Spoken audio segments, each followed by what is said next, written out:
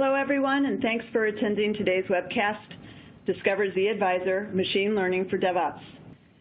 We are extremely pleased to have as our speakers today Compuware Senior Product Manager Spencer Hallman, North American Director Client Management Jim Seronka, and Chief Data Scientist Ratnesh Sharma. With that, I'd now like to welcome and hand things over to Jim. Jim? Thank you, Janet, and hello, everyone. So with the evolution of the VIP, for over 15 years, we have been providing product usage collection for our clients. Initially, the information was presented using Excel and pivot tables, as you see here, and this would typically take the account consultant organization about 2 to 3 hours to complete, compile the presentation, and then schedule that meeting with the client and go through it one by one. As the popularity grew over the years, the information became more complex, and we enhanced the offering to include a business intelligence tool that would help automate the reports on the back end, and it was also more interactive. In both instances, the typical outcome was to provide product trainings to increase product awareness and adoption. One challenge was that how can we measure the effectiveness of the training and at the user level or the business level? So it brought us to how do we define success of that? We knew we had to move in a different way and provide our clients with a better way of measuring the success, and they were demanding it of us.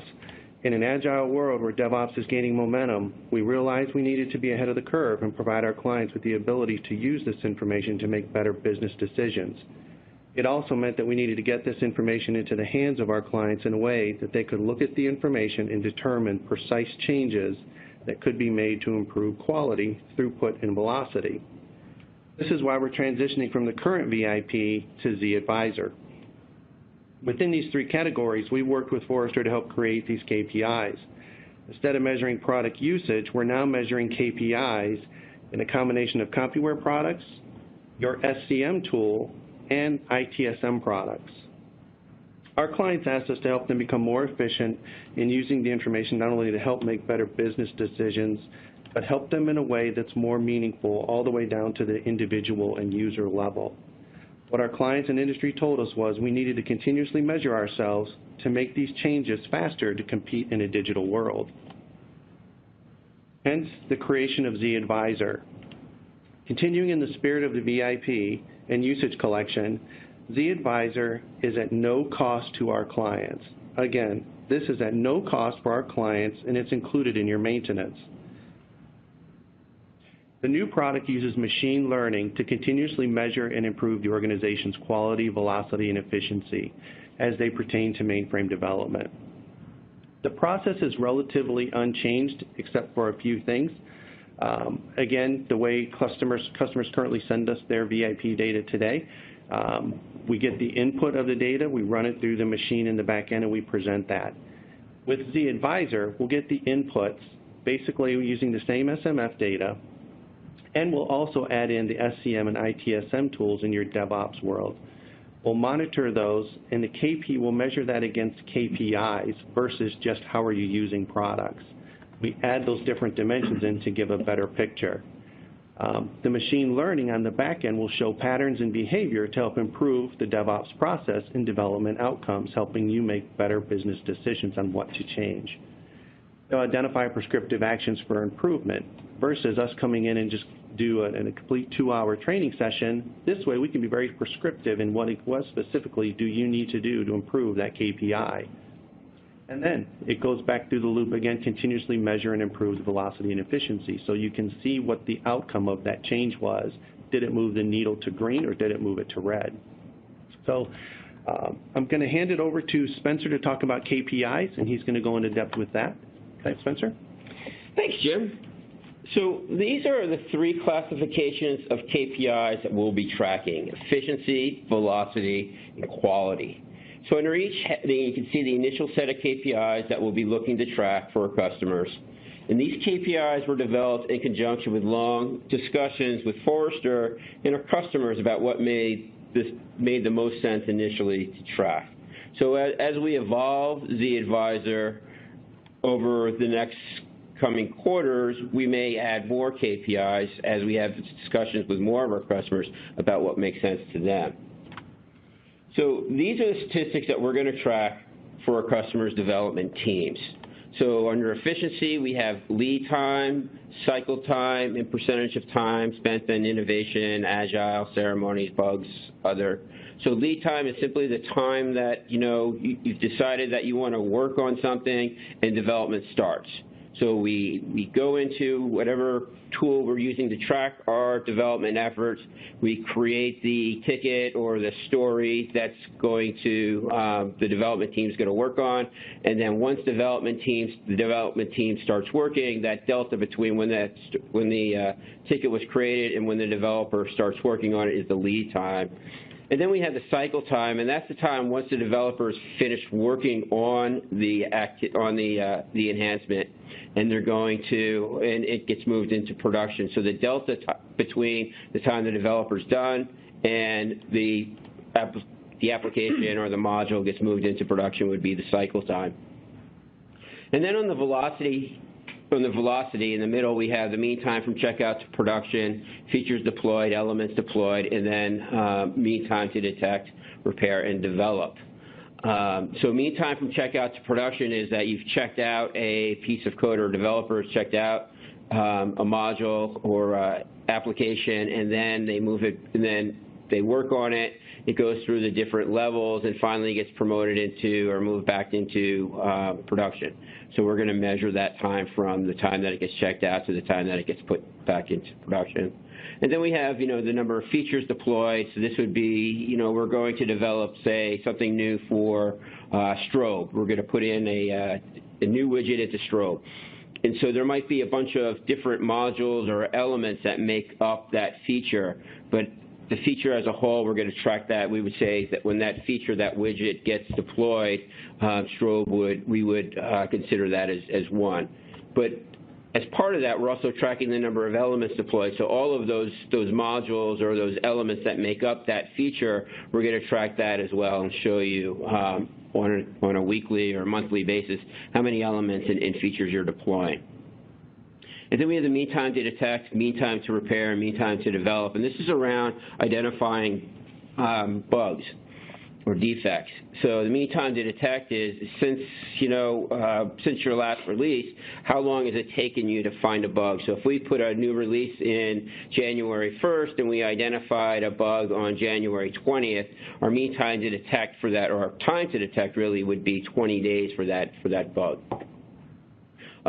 We also have mean time to repair. So we've identified that bug. We found it on January 20th, and then we fixed it and moved it back into production on February 1st. That time to repair there would be 10 days. But it might have only taken our developer 5 days to fix that bug. So he may have started working on it on January 23rd and fixed it on January 28th. So that time to develop would have been 5 days. Then we have the ratio of fallbacks of elements deployed to production. So what we're looking at there is that things that get moved into production but ultimately get pulled back because, some bug was found somewhere along the way. And then we have the ab-ends escaped versus ab-ends trapped. Some people might want to think of these as bugs escaped or defects that have escaped. So an escaped ab-end or escaped defect is a bug that was found in production. And then we have our ab-ends or defects that are trapped. These are defects that are found in a pre-production environment. So ideally, we would like to see, in terms of quality, we'd like to see more of our defects found in pre-production than in production. And then we're also looking at the percentage of total programs that are using code coverage. So as we're developing our code, we want to make sure that our developers are using code coverage and making sure that they are testing what is actually getting put into the applications. So we're also coming up with new methods of capturing the data and for you to send that data to us. So the old method today is that we're capturing, really just usage data on how our tools are being used. So, basically, how are you using Abendate, how are you using Expediter, how are you using Strobe, how are you using FileAid? We've captured that data, and we've been doing this for over 15 years, and it's really unprecedented in the marketplace. But what that requires, though, it requires basically, the sysprog who's responsible for the Compuware tools to extract that data, and then they send it to us, and they FTP that. And the frequency they do that is they sometimes will do that on demand. The account consultant will work with you and say, hey, it would be a good idea to let's get a pulse on how your people are using our tools. Other customers are more proactive, so they send us this data on a regular basis, either once per month or once per quarter, and even some customers are sending this on a weekly basis, and our account consultants are going back in and talking to you and showing you that data on that periodically. And this requires, too, again, the sysprog to terse these files up and transmit these via FTP. Now, some of our customers now are coming to us and saying, hey, we can't FTP anymore, that, our people are telling us that just doesn't, we're not allowed to do that anymore. So we've come up with new methods of getting this data to us. So we've actually come up with a way of stream this data to us in almost near real time. And we're transmitting this via HTTPS. And we've gone to the customers and talked about this. They have been really excited about this because HTTPS is much more secure than FTP. And we're also encrypting this data. So we're encrypting it when the data is transmitted to us, and when it's held in the data store, so it's being at rest, it's encrypted as well. And generally, from a sysprog perspective, the only requirement is just the initial setup. And the initial setup is really pretty simple to do this, and we'll talk about that in a few minutes. So as we talked about, it's secure in transit and at rest. We're using, SSL and TLS to do this. It's going to be real. It's secure and it's encrypted. This is sort of, an example of that. So on the left-hand side, you would see the XML or the JSON data representing what the usage data looks like. And on the right-hand side, if, some bad actor was to try to get their hands on this data, this is what they would actually see. They would see, just that encrypted data. They would not see what's on the left. So how do you actually send this data to us? So you would install an SSL certificate on the LPAR. You would have to create a firewall rule to enable outbound only connection on HTTPS to port 443 to our URL through HTTPS, and then in CMSC, there's a PARM to say yes for ZAdviser, and at that point when the SMF information or the usage information is created, we would send that near real time to ZAdviser. So that would give you kind of almost near real time access into our usage data. And we've realized that some customers might not want to use HTTPS, so we've also created another way of doing this outside of FTP. You could still use FTP if you want, but we've created something that we call our ZAdviser file transfer app.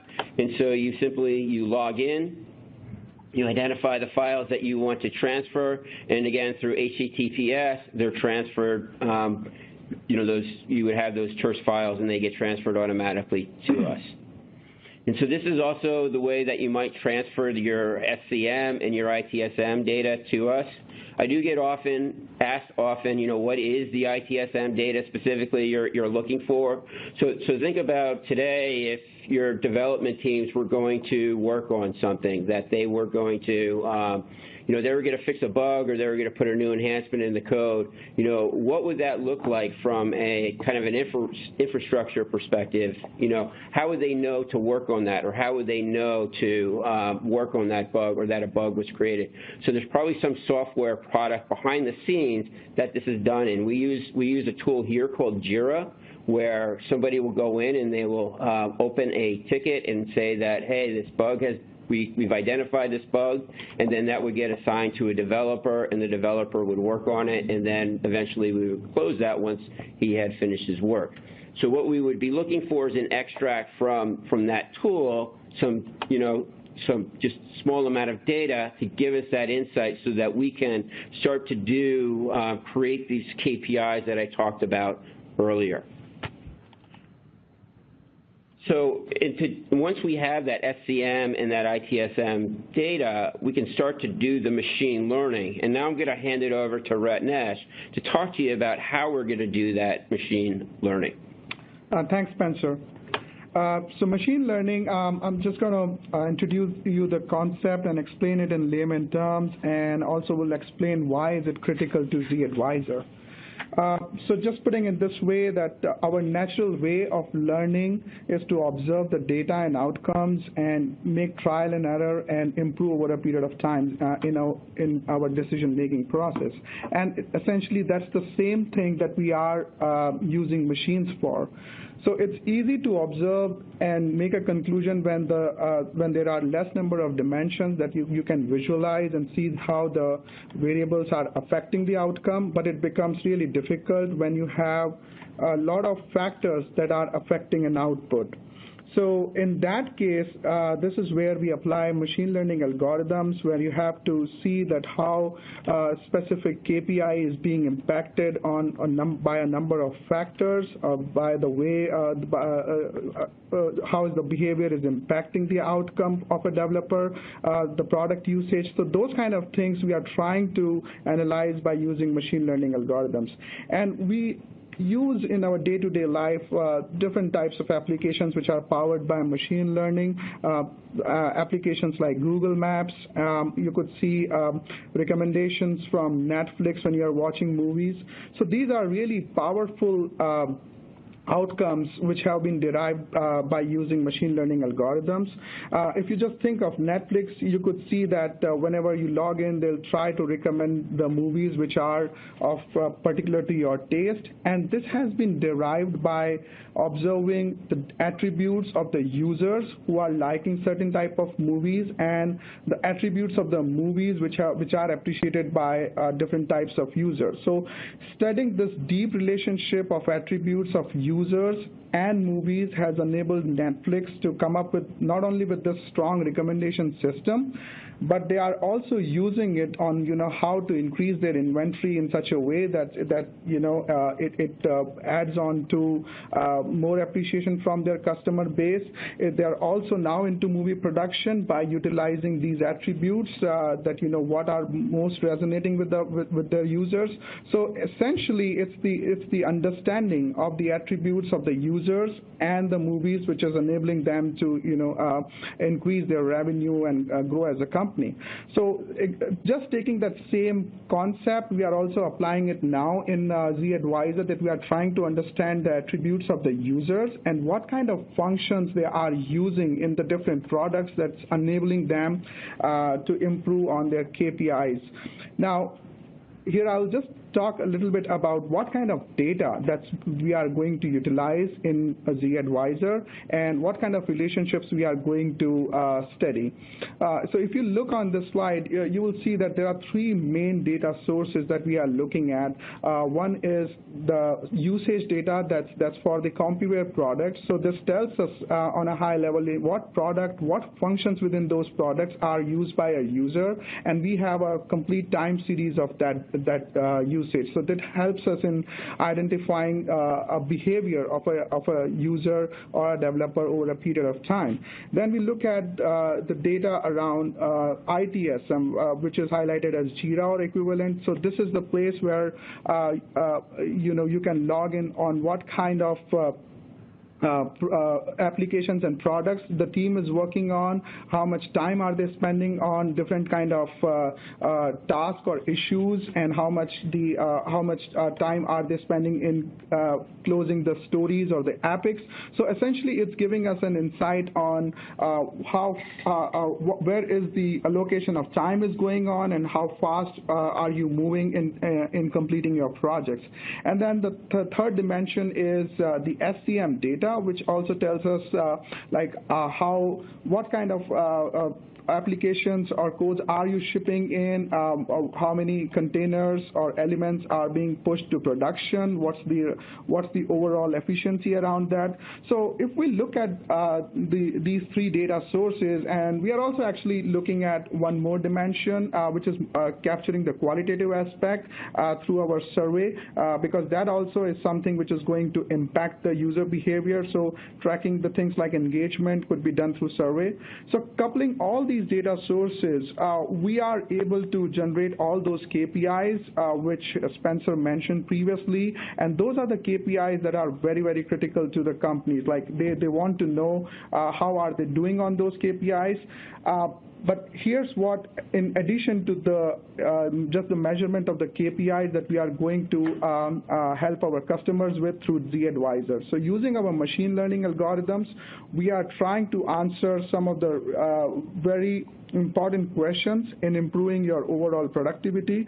So we are going to find out what are the factors that are driving those KPIs. So we are trying to model the KPIs as a function of the usage, and we are going to establish what is the correlation, or what's the relationship between different kind of functions and the behavior in impacting your KPIs. What's moving your KPI in terms of your usage behavior.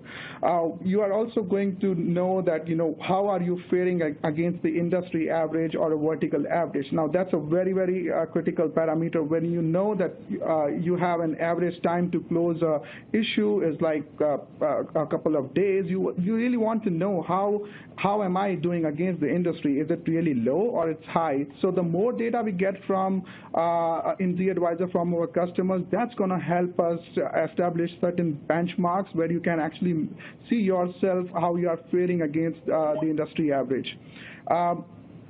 Then there is obviously a question of, you are investing a lot in the products. What's the level of utilization of those products? Is that utilization up to the mark that's going to have an impact on the KPIs or not? Going again a step further in machine learning, where we'll be able to capture the behaviors of the developers. We'll be able to identify what separates good from best. What separates good from best, and that means like there are certain aspects of the users which are more specific to advanced user who are using sophisticated functions, and they have a typical pattern. So we are going to identify those set of users, and our recommendation would be that how can you adopt the same practices throughout the rest of the team members, which can help you improve the performance. And ultimately, it's all about improving, moving with more efficient, having more efficiency, moving with more velocity, and improving the quality. So overall, on these three dimensions, studying all this data in the background, we are going to provide you our recommendations. Excellent, Ratnesh. So what we'd like to do now is show you a couple of screenshots from ZAdviser, and this is early days. So these next two slides, you'll see, what ZAdviser looks like. There's more to it than just what I'm going to show you. Some of you may recognize this interface that we're using. We've decided to standardize on the ELK stack. So this is a product from Elastic that comprises three products: Elasticsearch, Logstash, and Kibana. Kibana is the dashboard tool, so it's what you use to display your data. So here we have three KPIs that are identified, and if you look at the rightmost visualization, you can see we have overlaid the KPIs with the Compuware usage information. So this is how the Compuware products were being used over time and how that usage related to the KPI. So as we go forward, our data scientist Ratnesh is looking for correlations in the usage of the features and functionality to the KPIs. So he's going to be answering the tough questions about what causes improvements to the KPIs and what has a negative impact on the KPIs. So we'll also be able to give you a benchmark based on all the data on your KPIs compared to the world. So when we look at that upper left-hand corner, we can see there's a KPI for, I think this is the Advent trap versus Advents that escaped. It's 91%. Is that a good number or not? We can trend that over time, and we can see improvement, or we can see that we're getting worse.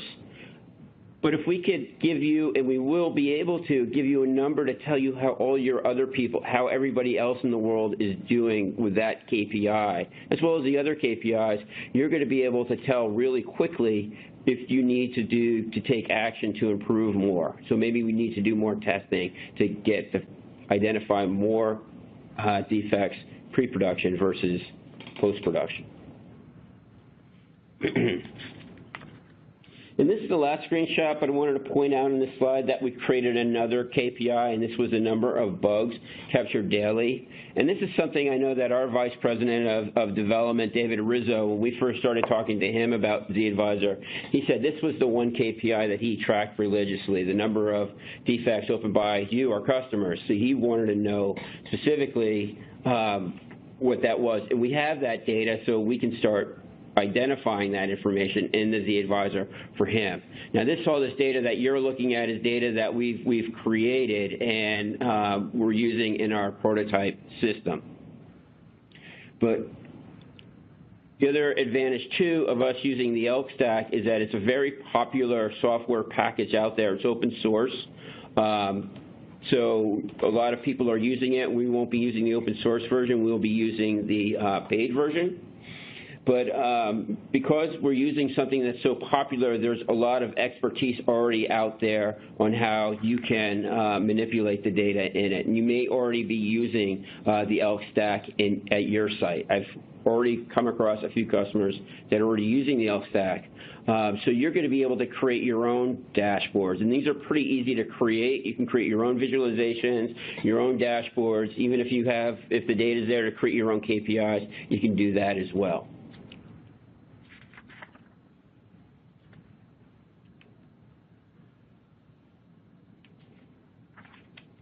So before we get started on the question and answers, we wanted to let you know about the brief survey opportunity that will be available towards the end of this webcast. Now, we value your feedback and would appreciate responses, and by completing the survey, you will be entered into a drawing to win one of 3 $50 American Express gift cards. Thanks, Spencer. Also, just to note, I understand that some people were having difficulties with the audio during the presentation. I apologize on behalf of the group here. We tried to troubleshoot. We definitely will look into that, and there will be a replay that will be sent to everyone after the broadcast. Spencer? Thanks. Okay, so I just want to go through a few of the questions that we have time for. First of all, Ratnesh, I think this is one for you. Someone asked the question, are we using supervised or unsupervised machine learning? It's actually both. So when we are trying to train and identify patterns in the data on what are the things that are impacting the KPIs, we are deploying supervised learning. We are using multiple methods there, like classification algorithms, nearest neighbor algorithms, and SVD. And also when we are trying to just observe the behavior of different users and cluster them into some segments, we are deploying unsupervised learning. Thanks. Okay, so we have another question. Will I have access to my data in ZAdviser? And I think what they're at there, Jim, is that they're looking for not having to wait for the account consultant to come in. Will they have, their own access to this? Correct. So again, the answer is yes, that will happen. But again, we're looking for clients that are going to be sending us the 3 levels of data, the ITSM, the SCM, and the product usage data. And we are looking at having that available for you in Q3, which would be the October timeframe. We do have a couple customers now that are helping us with this, but it will be readily available to our client base in October. Thanks. So, but another question, if I don't want to stream the usage data, can I still use my existing process of tersing the data and sending it to you? And I can take that one, and the answer is yes. If you still want to FTP the data to us, I think it's value.compuware.com, it gets FTP to us, absolutely. You can still use that same process to get us the usage data. For the SCM or the ITSM data, if you want, you can either email that to your customer account consultant, or you can use the ZAdviser file transfer app to get it to us as well. What Compuware products are required and what releases do they need to be at for ZAdviser? So the Compuware products today, There's a couple of answers to this. One is that to stream the data, you're going to have to be at least the April level for ECC, our Enterprise Common Components. That's LMS. That's what we also use to create your DDIO files. So we want you to be at least at the April maintenance release of that. I think it's 17, version 17 something. In terms of the products themselves, if you want to get down to the feature functionality level, you're going to have to be at the most recent releases of our products. If you're running version 17 or version 16 of our products, we can still capture that data and send it to us. We just won't be able to get down to the feature functionality of that. I think we have time for one or two more. Spencer? Okay. I think the question here is, can I see my existing usage data in ZAdviser? That's the last question we have. And I think Jim answered that, but we can take your existing usage data, put it into ZAdviser, and display it back to you. And we've been doing that a lot with some customers to kind of give you a feel for what ZAdviser is like, and also encourage you to get to share your SCM and ITSM data with us. If you'd like to see it in ZAdviser, contact your account consultant. If you're sending us the usage data, it's a pretty simple process for us to get it into ZAdviser to show it to you, and we'd be happy to take the time to do that. Great. Thanks, Spencer. Thanks, Ratnesh. Thanks, Jim. Again, to everyone, we will be sending out the replay after this broadcast, and apologize for any inconvenience with audio issues. In the meantime, thanks for attending today's webcast. We hope you have a great day, and if you have any questions, please feel free to reach out.